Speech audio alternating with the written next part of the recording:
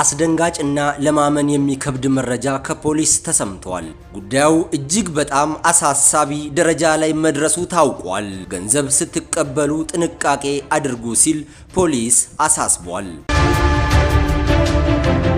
በአዲስ አበባ ከጓደኛው ገንዘብ ተበድሮ ጉድ ያደረገው ግለሰብ በቁጥጥር ስር ዋለ። 4 ተጠርጣሪዎችን ፖሊስ በደረሰው ጥቆማ የያዘው በንፋስ ስልክ ላፍቶ ክፍለ ከተማ ወረዳ 6 አካባቢ ነው። ከአዲስ አበባ ፖሊስ ጠቅላይ መምሪያ የተገኘው መረጃ እንደሚያመላክተው አንድ ግለሰብ ከጓደኛው ገንዘብ ይበደራል። ታዲያ ገንዘቡን የመመለሻው ጊዜ ሲደርስ ይህን አሳፋሪ ተግባር እንደፈጸመ ተገልጿል። ድርጊቱ ብዙዎችን ግራ ያጋባና ገንዘቡን ከገዛ ጓደኛው የተቀበለው ግለሰብ እንደ ወንጀለኛ የታየበት አጋጣሚን የፈጠረ ነበር።